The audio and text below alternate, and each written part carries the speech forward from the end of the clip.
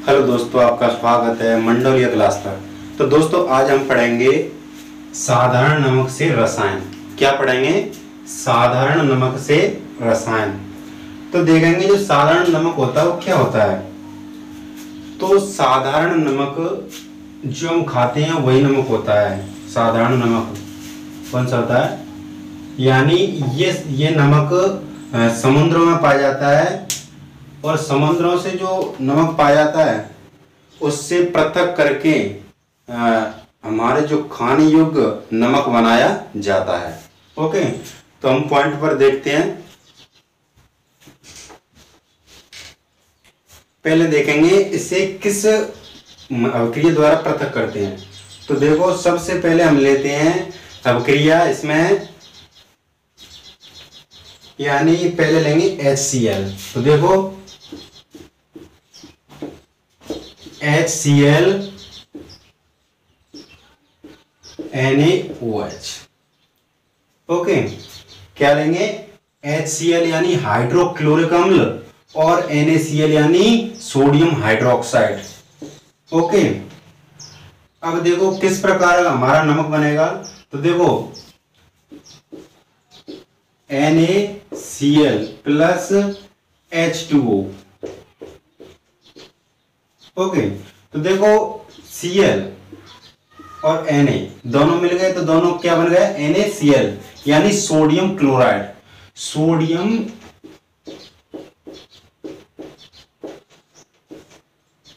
Chloride क्या बनेगा दोस्तों? Sodium chloride. यही सोडियम क्लोराइड हमारे भोजन में उपयोग में किया जाता है, यानी भोजन बनाने के लिए किया जाता है ये उपयोग में। यही होता है नमक, सोडियम क्लोराइड। ओके, तो इसे कैसे देखेंगे? जब हाइड्रोक्लोरिक अम्ल की अभिक्रिया यानी सोडियम हाइड्रोक्साइड के साथ कराई जाती है, हाइड्रोक्लोरिक अम्ल की अभिक्रिया सोडियम हाइड्रोक्साइड के साथ कराई जाती है, तो एक लवण बनता है जिससे हम NaCl कहते हैं, यानी सोडियम क्लोराइड कहते हैं। यही हमारे भोजन में काम आता है, यही हम भोजन के रूप में खाते हैं, सोडियम क्लोराइड, साधारण नमक। ओके, तो आगे चलते हैं। तो पॉइंट लिखेंगे हम कि इसमें क्या है कि सोडियम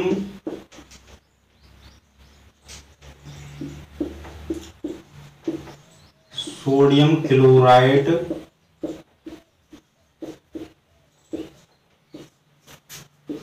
को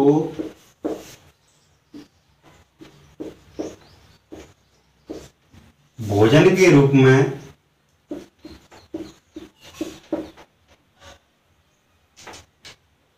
के रूप में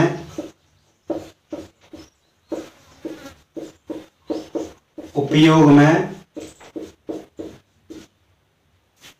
लिया जाता है।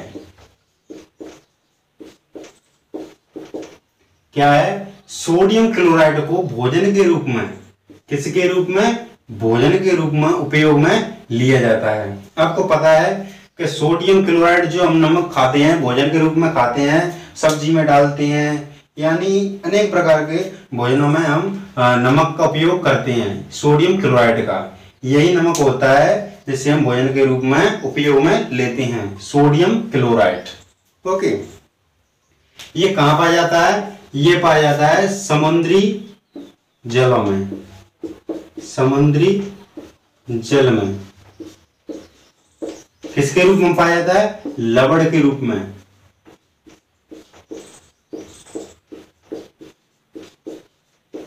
किसके रूप में पाया जाता है? समुद्री जल में पाया जाता है, लवण के रूप में पाया जाता है। इससे पृथक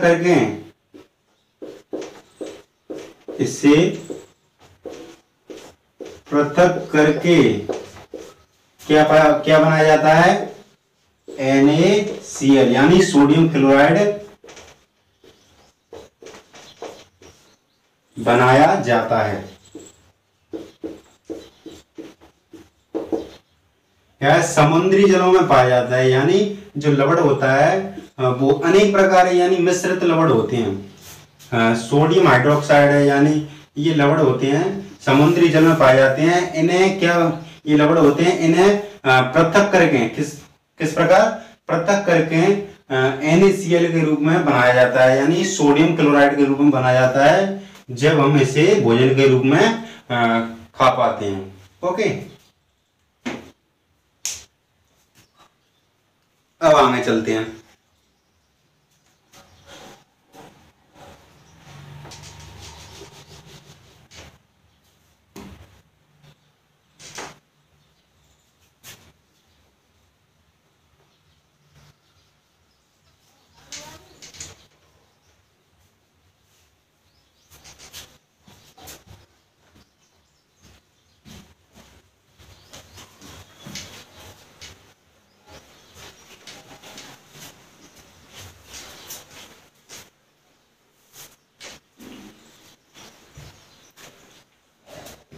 तो देखेंगे साधारण नमक। तो देखो साधारण नमक होते हैं और यानी साधारण नमक से रसायनों का कच्चा पदार्थ बनाया जाता है। यानी यहां लिखेंगे हम रसायनों का कच्चा पदार्थ।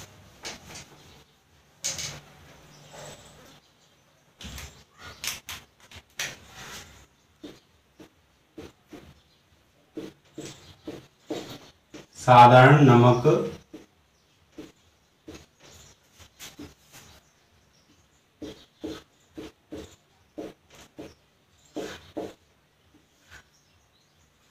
रसायनों का कच्चा पदार्थ।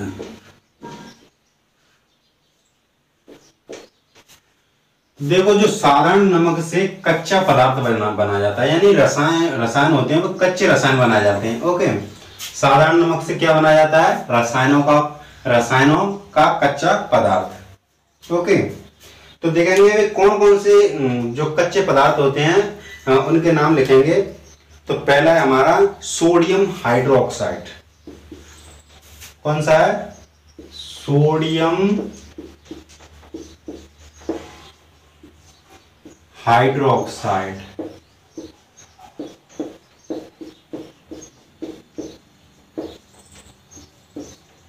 पहला हमारा कच्चा पदार्थ कौन सा है, सोडियम हाइड्रोक्साइड। दूसरा है बेकिंग सोडा।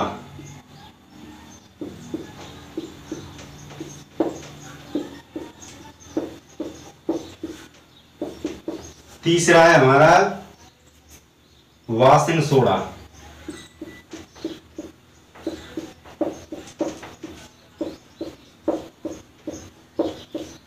देखो कौन कौन से हो गए, sodium hydroxide, baking soda, washing soda. इसे किसके नाम से जाना जाता है, धोने का सोडा। धोने का सोडा। ओके, अब हमारा चौथे नंबर का है भ्रंजक चूर्ण।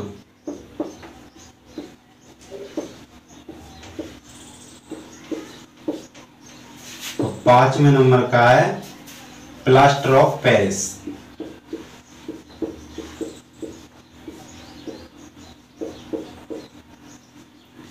प्लास्टर ऑफ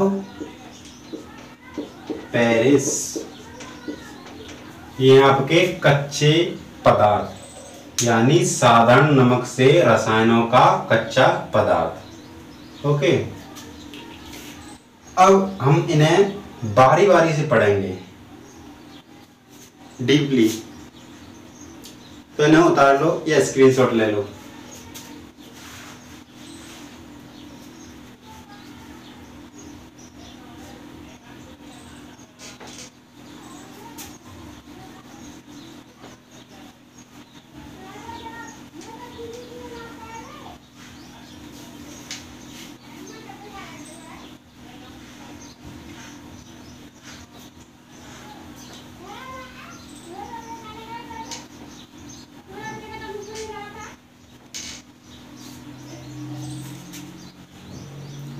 सबसे पहले देखेंगे sodium hydroxide.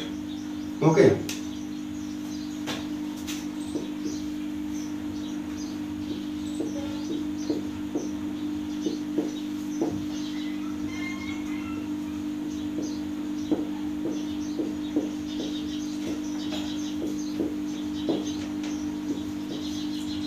Sodium hydro oxide. तो देखेंगे सबसे पहले सोडियम हाइड्रोक्साइड, यानी पहले इसका सूत्र लिखते हैं, सॉरी अभिक्रिया लिखते हैं, यानी सोडियम हाइड्रोक्साइड किसके द्वारा प्राप्त होता है। ओके, किसके द्वारा प्राप्त होता है, तो देखो अभिक्रिया।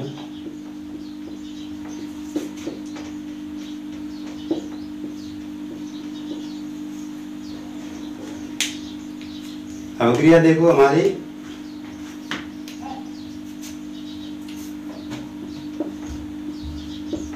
NaCl two NaCl, okay, plus 2H2O।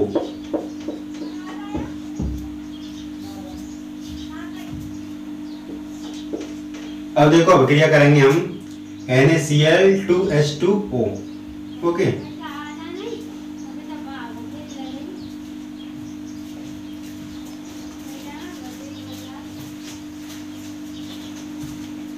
क्या है 2NaCl 2H2O, ओके। अब अभिक्रिया करेंगे हम, तो देखो यहां से हम लेंगे 2 Na, तो 2Na, ओके। अब यहां से लेंगे हम 2H लेंगे, ओके, 2H लेंगे, 2O लेंगे, तो NaOH, यानी 2 Na हो गए और 2 OH हो गए, ओके। अब बचा क्या, यहां पर बचे 4 हाइड्रोजन थे, तो 2 हाइड्रोजन बचे, ओके, 2 हाइड्रोजन बचे और 2 Cl बचे। तो देखो Cl2 प्लस H2, यानी क्लोरीन गैस, हाइड्रोजन गैस और NaCl, ये एक लवण है, यही है सोडियम हाइड्रो ऑक्साइड। समझ में आ गया होगा, मुझे पूरी आशा है।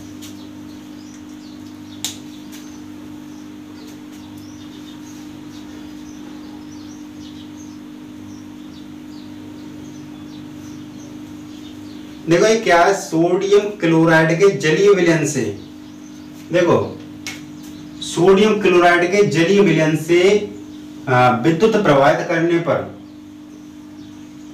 सोडियम क्लोराइड के जलीय विलयन कौन सा है, जलीय विलयन से विद्युत प्रवाहित करने पर एक लवण का निर्माण होता है, जिसे हम सोडियम हाइड्रो ऑक्साइड कहते हैं। क्या कहते हैं, सोडियम हाइड्रो ऑक्साइड कहते हैं। और इसके साथ क्या क्या बनता है, एक क्लोरीन गैस बनती है और हाइड्रोजन गैस भी बनती है, यही आपका सोडियम हाइड्रो ऑक्साइड।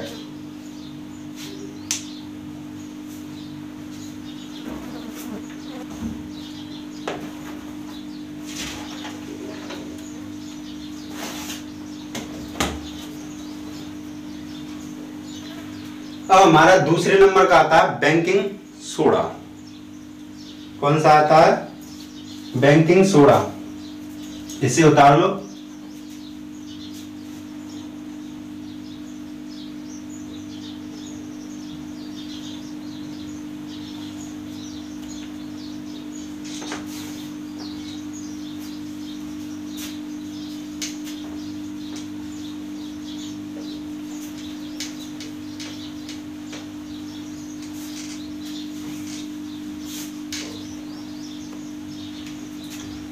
दूसरे नंबर का हमारा बेकिंग सोडा।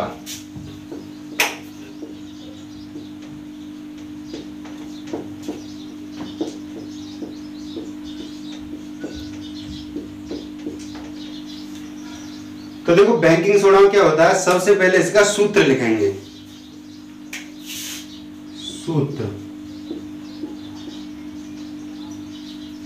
सूत्र क्या है इसका, बेकिंग सोडा का सूत्र होता है हमारा सोडियम हाइड्रोजन कार्बोनेट, NaHCO3। ये होता है किसका सूत्र, बेकिंग सोडा का, ओके, NaOHCO3। इसका रासायनिक नाम लिखते हैं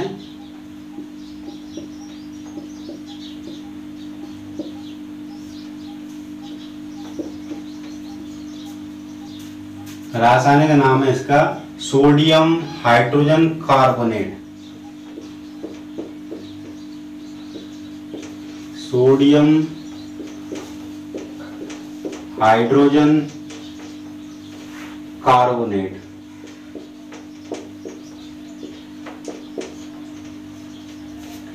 क्या है इसका रासायनिक नाम? सोडियम हाइड्रोजन कार्बोनेट, और सूत्र है इसका NaHCO3। समझ में आया? ये आपका हो गया बेकिंग सोडा। अब इसके लिखेंगे हम, यानी अभिक्रिया लिखेंगे। ये जो NaOH है यानी सोडियम हाइड्रोजन कार्बोनेट है, किस प्रकार प्राप्त होती है। ओके, तो देखो अभिक्रिया।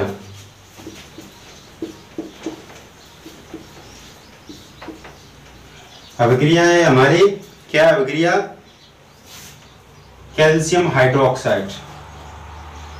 कौन सी है? सॉरी, कैल्शियम हाइड्रोक्साइड नहीं है, Cl, NaCl प्लस H2O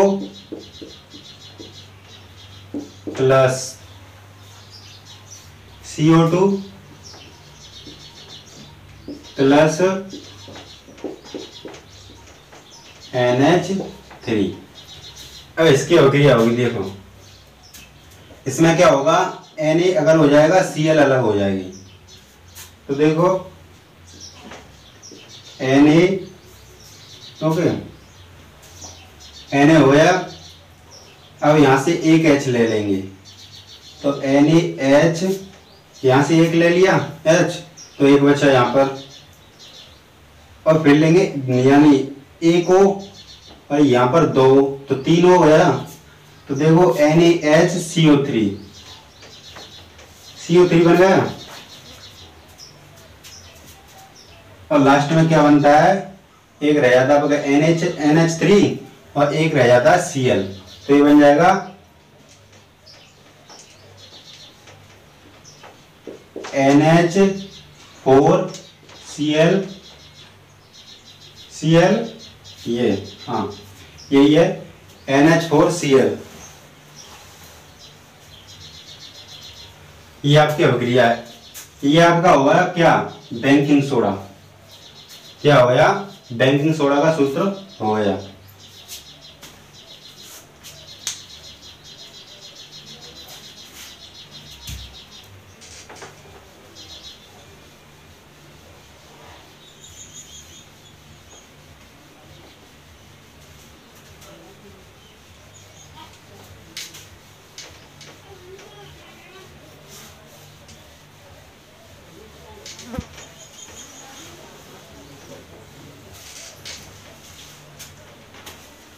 अब लिखेंगे इसके उपयोग। क्या उपयोग?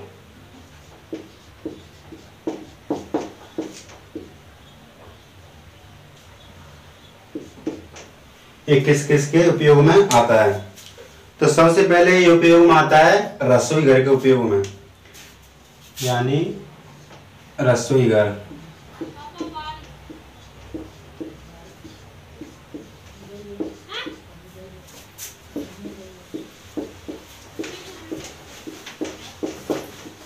रसोई घर के उपयोग में आता है। ओके, ये रसोई घर के उपयोग में इसलिए आता है क्योंकि जब हम कोई भी खाना बनाते हैं, यानी पकौड़े तो बनाते हुए अच्छी तरह पक जाते हैं, इसलिए हम बेकिंग सोडा का उपयोग करते हैं। ओके, दूसरा है केक में खमीर।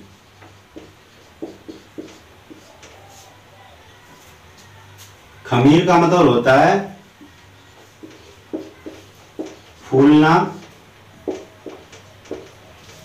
उभरना। खमीर का मतलब क्या होता है, फूलना, उभरना। केक में उपयोग में लिया जाता है। ओके, केक में खमीर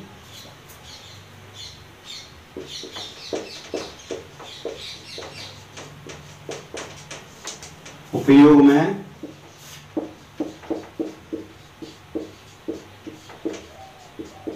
लिया जाता है। क्या है? खमीर मतलब फूलना, केक का फूलना है, उभरना, ताकि अच्छी तरीके से बन सके, इसलिए हम बेकिंग सोडा का उपयोग करते हैं, NaCO3। ओके, तीसरा उपयोग है हमारा, तीसरा उपयोग क्या है, पेट में अगर हमारी अम्लीयता बढ़ गई है, हमारे पेट में अम्लीयता बढ़ गई है, तो उसको उदासीन करने के लिए हम बेकिंग सोडा का उपयोग करते हैं। पेट की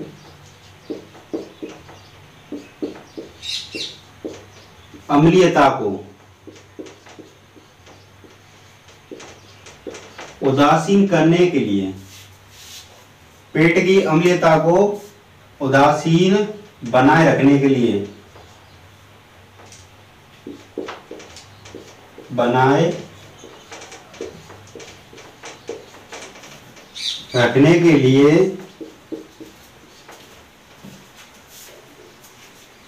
पेट की अम्लीयता को बनाए रखने के लिए किसका उपयोग करते हैं, बेकिंग सोडा।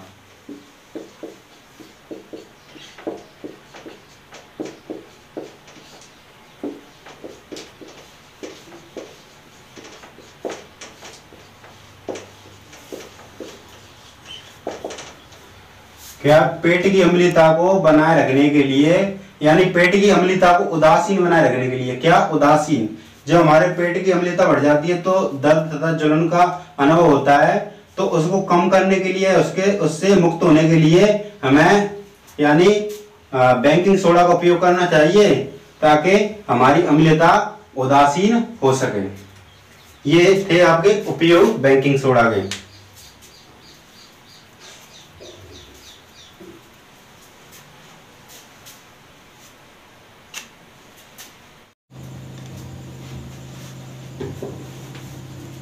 तो दोस्तों देखो, अगला पॉइंट देखेंगे हम,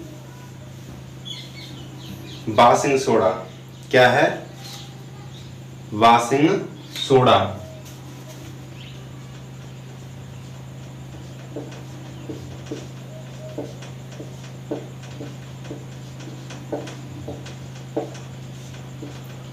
अब देखेंगे वॉशिंग सोडा, यानी इसका सूत्र देखेंगे सबसे पहले।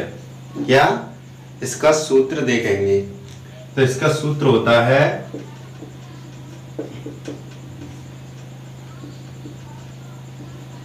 Na2CO3 डॉट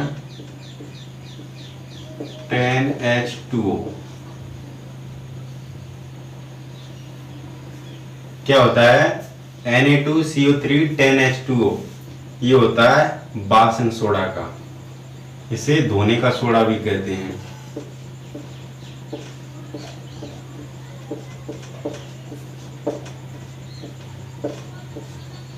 ओके,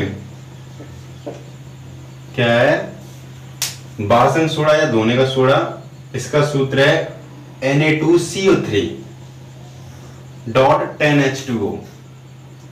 अब इसका रासायनिक यानी नाम लिखेंगे हम,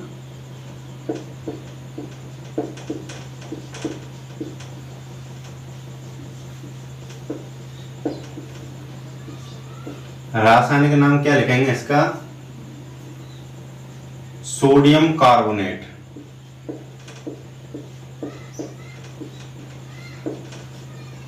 सोडियम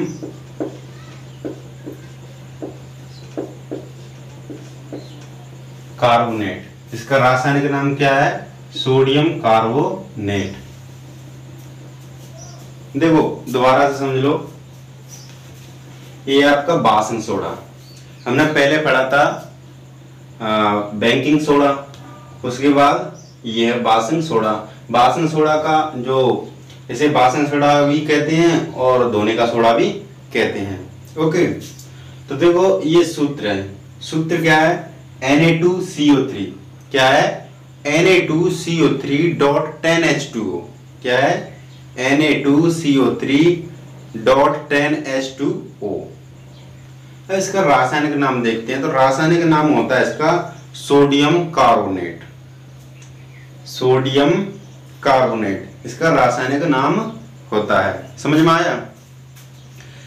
अब देखेंगे इसकी अवक्रिया। अवक्रिया क्या होती है? इसकी अवक्रिया होती है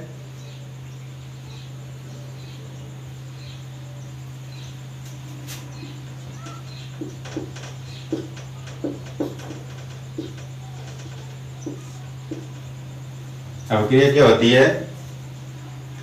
अवक्रिया होती है Na2CO3 यानी सोडियम कार्बोनेट प्लस 10H2O।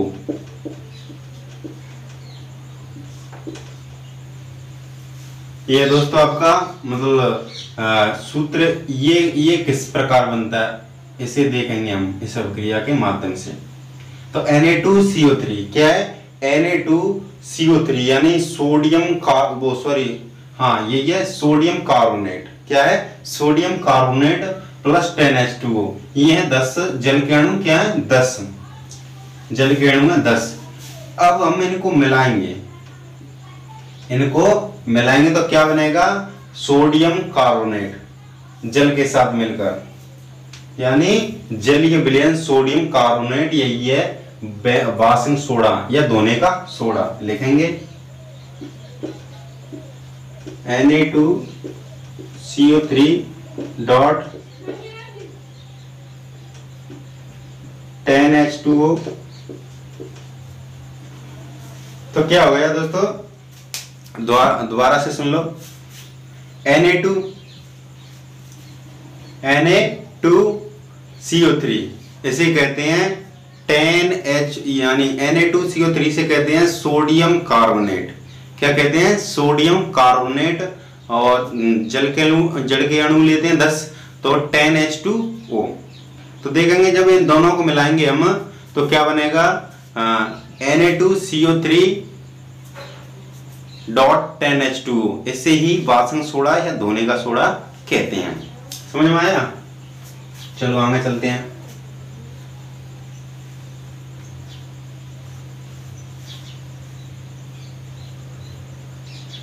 अब लिखेंगे इसके उपयोग, यानी जो वाशिंग सोडा है। क्या? वाशिंग सोडा या धोने का सोडा एक ही है। इसका उपयोग किस किस में किया जाता है देखेंगे। उपयोग लिखते हैं।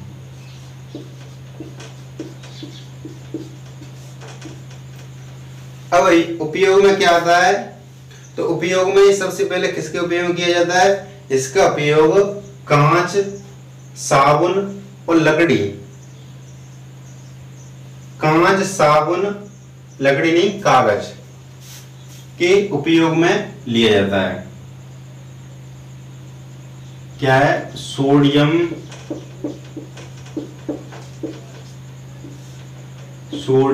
कार्बोनेट। सोडियम कार्बोनेट का उपयोग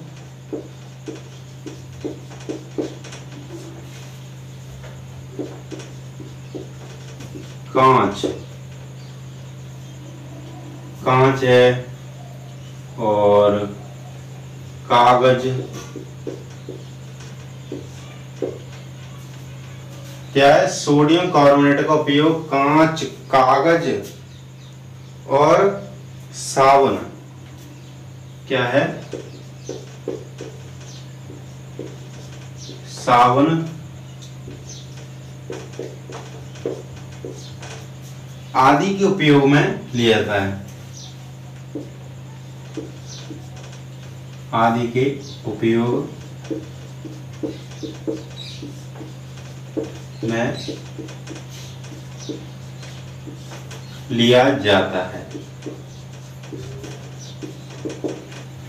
दोबारा सुन लो। देखो, जो सोडियम कार्बोनेट है, सोडियम कार्बोनेट किस किस के उपयोग में आता है? सोडियम कार्बोनेट आता है कांच बनाने के उपयोग में। और किसके उपयोग में? कांच बनाने के उपयोग में, यानी साबुन बनाने के उपयोग में, साबुन, और कागज बनाने के उपयोग में। इन तीनों के उपयोग में सोडियम कार्बोनेट का उपयोग किया जाता है, यानी वाशिंग सोडा, यानी धोने का सोडा। और इसका सूत्र है Na2CO3, सोडियम कार्बोनेट या सोडियम डाइकार्बोनेट। ओके, दूसरा उपयोग देखते हैं। दूसरा उपयोग है हमारा घरों की साफ सफाई करने के लिए। क्या है? घरों की साफ सफाई करने के लिए।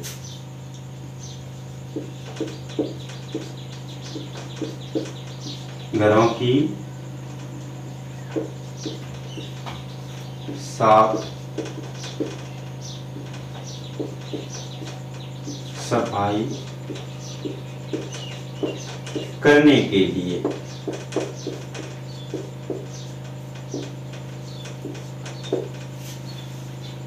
देखो, दूसरा उपयोग हमारा क्या है?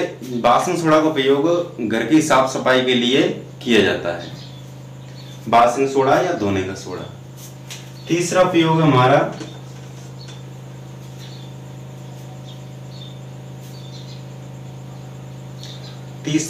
है जल की स्थायी कठोरता को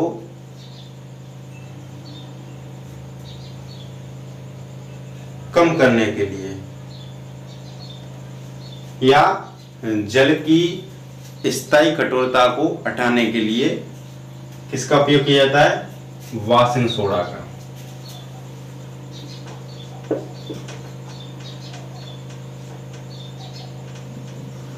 जल की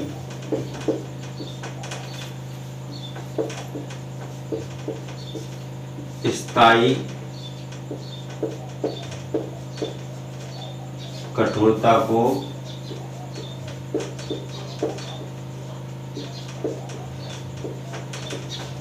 हटाने के लिए।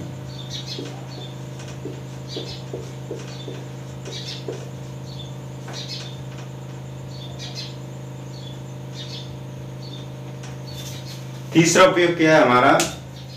कि जल जहां कहीं भी इकट्ठा हो जाता है उसकी कठोरता को, यानी उसमें जीवाणु उत्पन्न हो जाते हैं, तो उन जीवाणुओं से मुक्त करने के लिए, जीवाणुओं को नष्ट करने के लिए बासन सोडा का उपयोग किया जाता है। ओके, इसे उतार लो या स्क्रीनशॉट ले लो।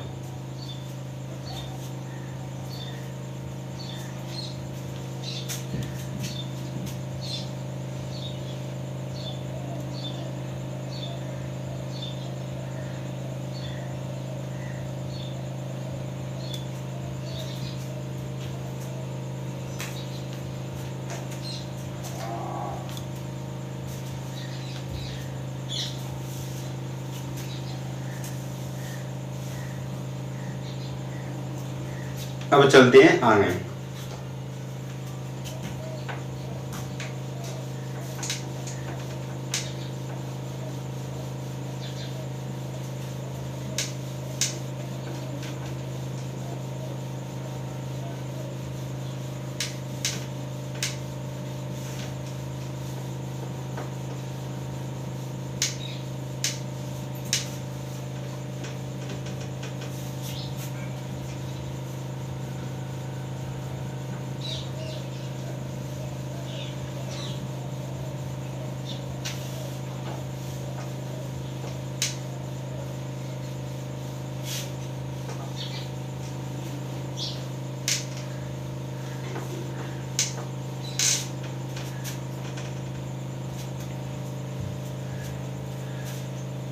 अगला है दोस्तों हमारा ब्रंजक चूर्ण।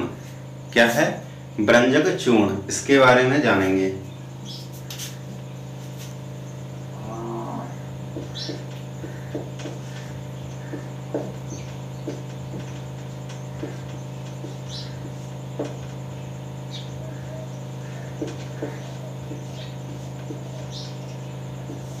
यह है ब्रंजक चूर्ण।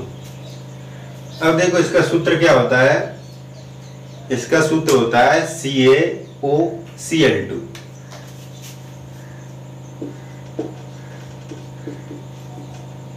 CaOCl2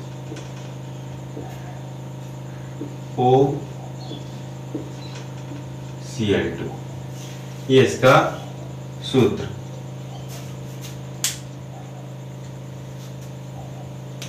ये ब्रंजक चूर्ण का सूत्र है CaCl2। ओके, अब देखेंगे ये किस प्रकार या किस अभिक्रिया के द्वारा बनता है।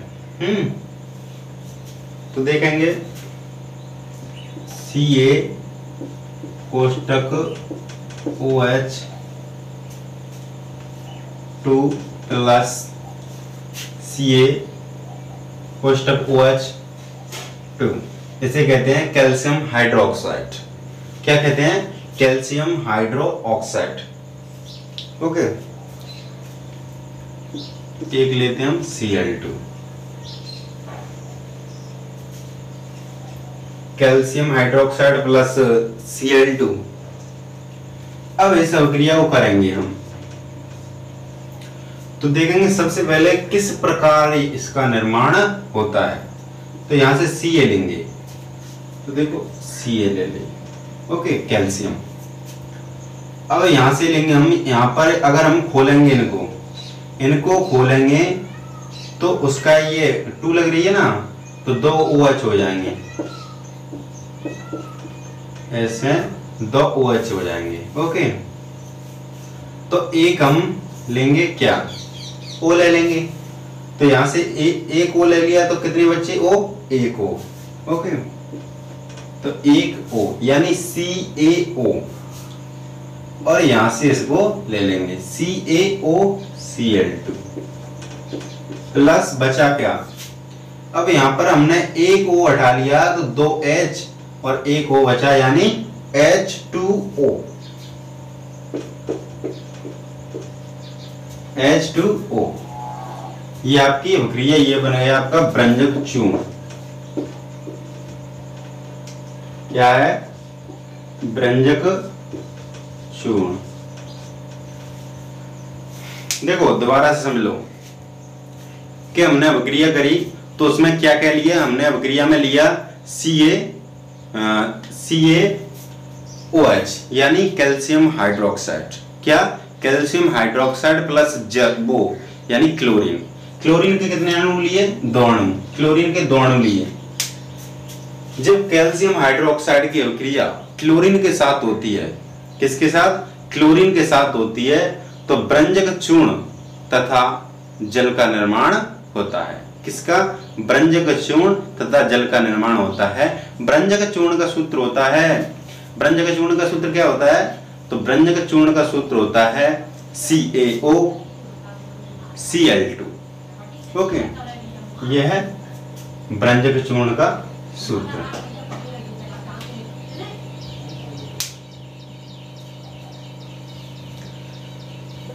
तो हमने ये समझ लिया। अब देखेंगे इसकी उपयोग। क्या देखेंगे? इसके उपयोग। तो उपयोग देखेंगे।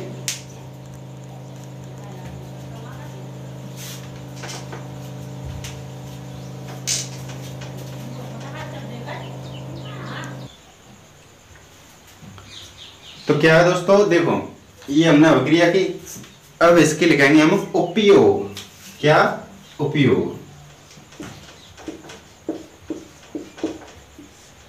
ये किस किस के उपयोग में आता है? क्या? ब्रंजक चूर्ण। तो ब्रंजक चूर्ण सबसे पहले वस्त्र उद्योग में। किसमें? वस्त्र उद्योग में।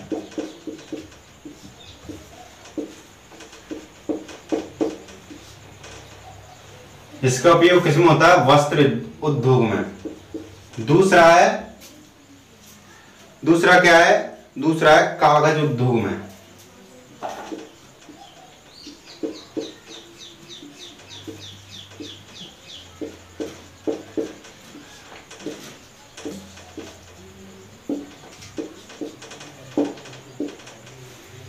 देखो पहला है बैंक मतलब ब्रंजक चूर्ण का उपयोग किस किस में होता है? ब्रंजक चूर्ण का उपयोग वस्त्र उद्योग में होता है। किसमें? वस्त्र उद्योग में होता है और कागज उद्योग में होता है। ये 2 उपयोग हो गए। अब तीसरा देखेंगे हम। तीसरा क्या है? तो तीसरा है आपका पीने वाले जल को जीवाणु मुक्त करने में।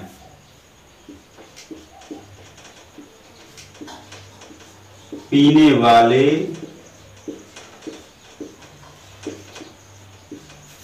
जल को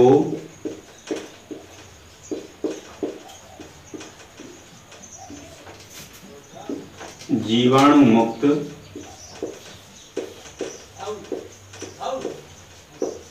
करने में। पीने वाले जल को जीवाणु मुक्त करने में किसका उपयोग होता है? ब्रंजक चूर्ण का। वो चौथा है हमारा उपचायक के उपयोग में।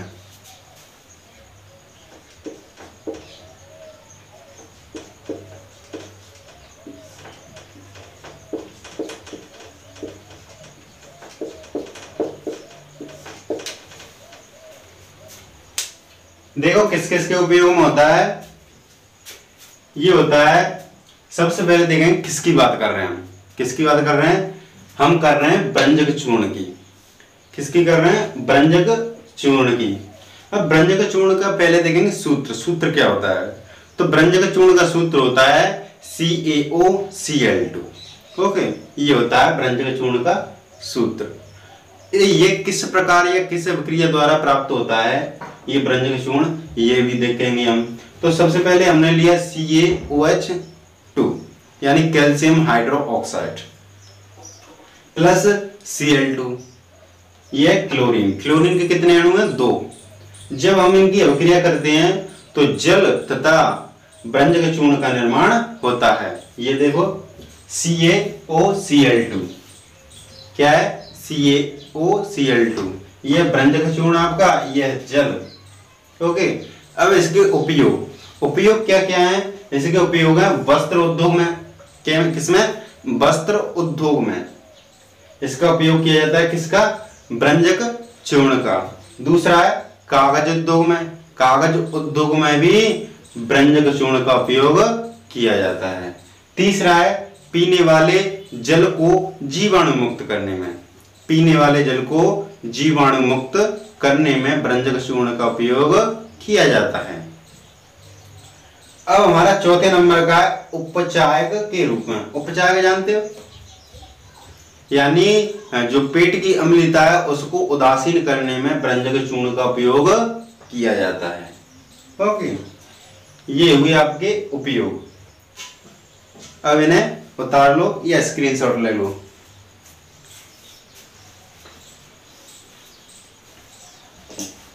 आई होप समझ में आया होगा।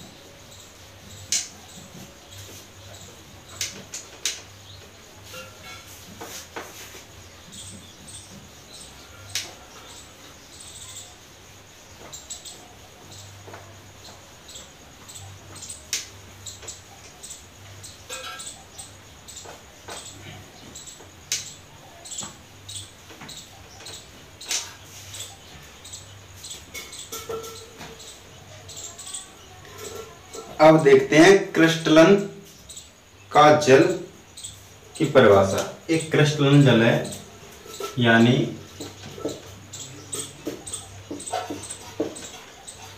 क्रिस्टलन जल, ये क्या होता है इसे देखेंगे। ये परिभाषा है आपकी, बहुत ही इंपोर्टेंट क्वेश्चन है। तो देखो क्रिस्टलन जल क्या होता है। तो क्रिस्टलन जल लवण के एक इकाई जल के निश्चित अणुओं की संख्या को क्रिस्टलन जल कहते हैं।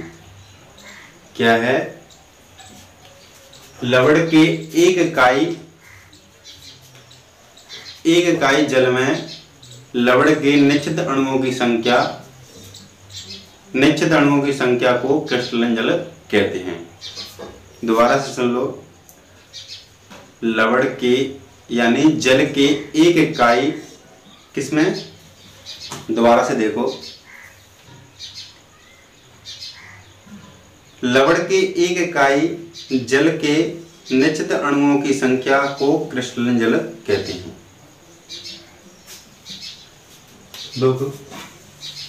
देखो लिखते हैं,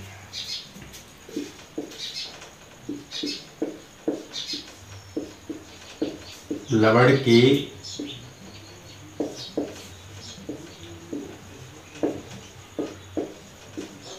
एक इकाई, लवण के एक इकाई में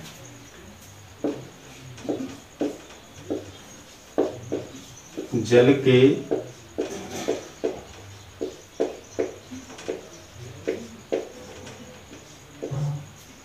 लवण के एक इकाई जल के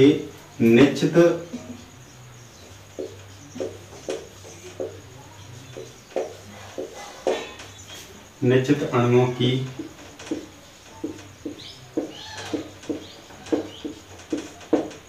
संख्या को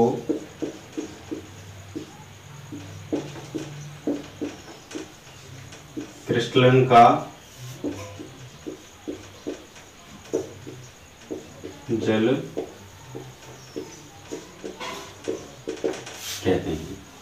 दोबारा सुन लो ध्यान से, लवण के एक इकाई, लवण के किसमें, एक इकाई में, लवण के एक इकाई में जल के निश्चित अणुओं की संख्या को क्या कहते हैं, क्रिस्टलन जल। किसके अणुओं की निश्चित संख्या को, जल के निश्चित अणुओं की संख्या को क्या कहते हैं, क्रिस्टलन जल कहते हैं। ये हुई आपकी परिभाषा किसकी, क्रिस्टलन जल की।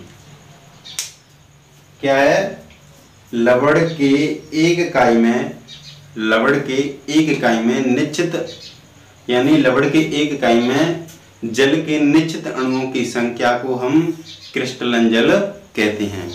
ओके,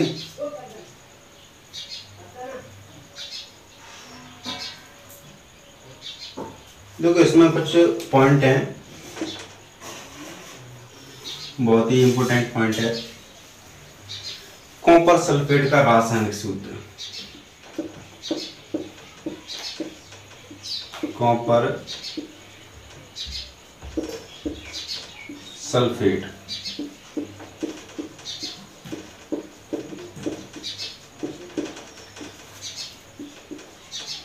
रासायनिक सूत्र। कॉपर सल्फेट का रासायनिक सूत्र क्या होता है, कॉपर सल्फेट का रासायनिक सूत्र होता है CuSO4, देखो CuSO4.5H2O, ये होता है किसका, कॉपर सल्फेट का रासायनिक सूत्र। CuSO4 copper sulphate .5H2O। Okay, दूसरा हमारा जिप्सम। जिप्सम का रासायनिक सूत्र क्या है,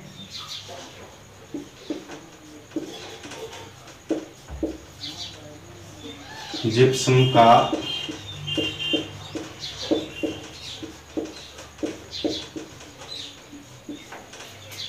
का रासायनिक सूत्र, जिप्सम का रासायनिक सूत्र होता है CaSO4.2H2O। क्या है, 2H2O। जिप्सम का रासायनिक सूत्र होता है CaSO4.2H2O। इसे कहते हैं कैल्शियम सल्फेट। क्या कहते हैं, कैल्शियम सल्फेट।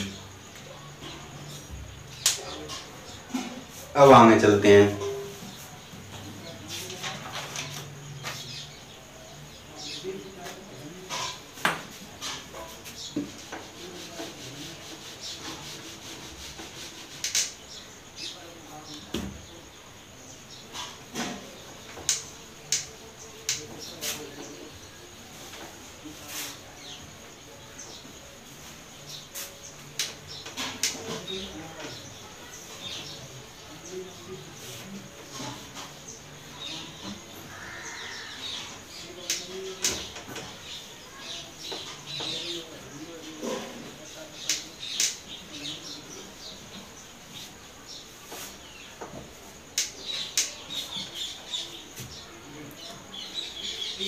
अब देखेंगे प्लास्टर ऑफ पेरिस।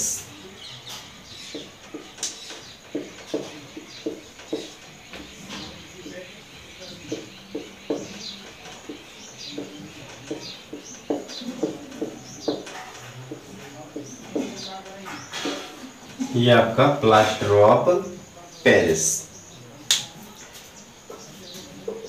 देखो प्लास्टर ऑफ पेरिस का जो सूत्र है वो क्या होता है, CaSO4.2H2O। ये होता है प्लास्टर ऑफ पेरिस का सूत्र। ओके, जब हम जिप्सम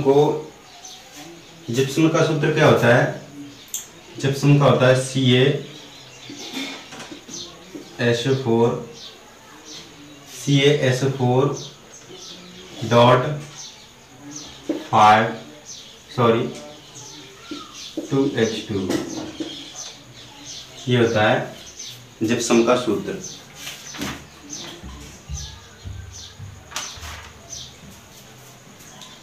क्या होता है, यह जिप्सम का सूत्र। जब हम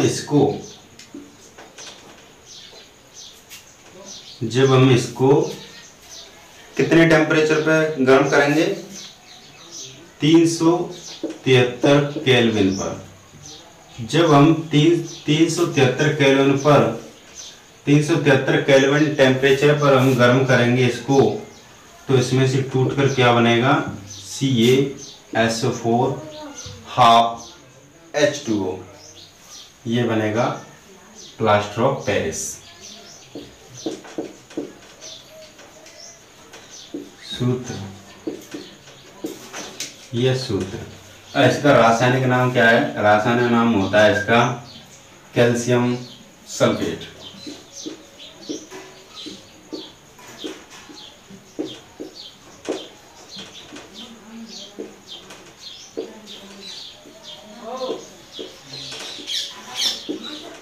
ये इसका रासायनिक सूत्र है और ये इसका प्लास्टर ऑफ पेरिस का सूत्र है। ओके,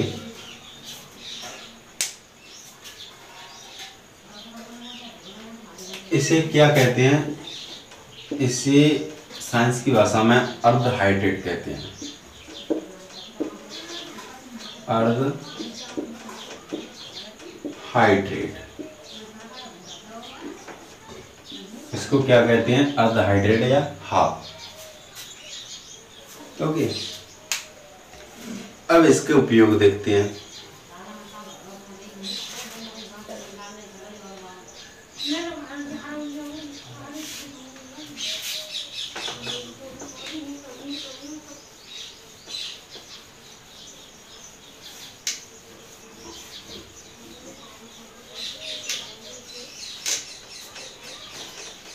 अब इसके उपयोग देखते हैं।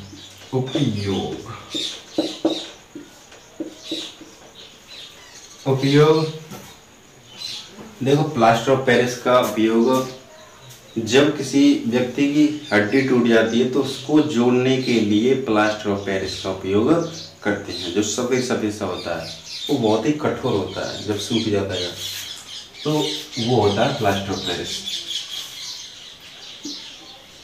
हड्डी टूटने पर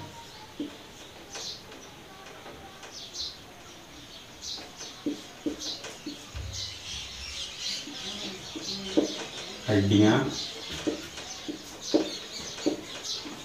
टूटने पर किसका उपयोग किया था? प्लास्टर ऑफ पेरिस का। दूसरा उपयोग है आपका भवन निर्माण के लिए।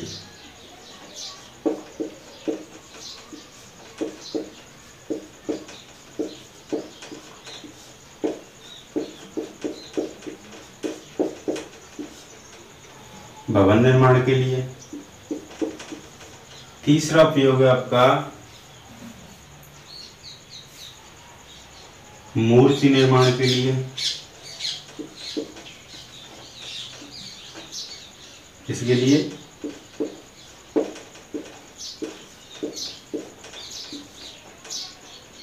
मूर्ति निर्माण के लिए। देखो दोबारा से समझो, ध्यान से समझो। ये आपका क्या है? ये आपका यानी प्लास्टर ऑफ पेरिस। हम प्लास्टर ऑफ पेरिस की बात करते हैं तो सबसे पहले इसके सूत्र को देखते हैं। तो प्लास्टर ऑफ पेरिस का सूत्र होता है CaSO4 CaSO4.12H2O। ओके, ये होता है प्लास्टर ऑफ पेरिस का सूत्र। ये सबसे पहले पेरिस में बनाया गया, इसलिए इसका नाम प्लास्टर ऑफ पेरिस था। पेरिस एक राजधानी है। ओके, तो देखो सूत्र है CaSO4.12H2O। इसका जो रासायनिक नाम होता है वो होता है कैल्शियम सल्फेट। क्या होता है रासायनिक नाम? Calcium sulphate. अब इसका उपयोग देखते हैं किस किस के उपयोग में आता है। इसका मैंने नाम पहले ही बताया था, अर्ध हाइड्रेट कहते हैं इसे। साइंस की भाषा में क्या कहते हैं? अर्ध हाइड्रेट। अब इसका उपयोग देखते हैं तो इसका उपयोग है हड्डियां टूटने पर। जब हड्डियां टूट जाती हैं यहाँ से कहीं से भी, तो उसको जोड़ने के लिए प्लास्टर ऑफ पेरिस का उपयोग करता है कौन? डॉक्टर। ओके, और दूसरा भवन निर्माण के लिए।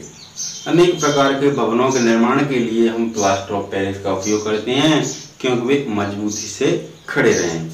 ओके, और तीसरा हमारा मूर्ति निर्माण के लिए। अनेक प्रकार के मूर्तियों के लिए प्लास्टर ऑफ पेरिस का उपयोग किया जाता है। तो दोस्तों आई होप है समझ में आया होगा। तो दोस्तों आज हमारी क्लास की यहीं खत्म होती है और हमारा दूसरा अध्याय भी खत्म होता है। ओके, तो दोस्तों अगर हमारी वीडियो आपकी पूर्णतः समझ में आई हो तो इस वीडियो को ज़्यादा से ज़्यादा शेयर करें और लाइक करें और कमेंट करें, और चैनल पर नए हो तो सब्सक्राइब करें। जय हिंद।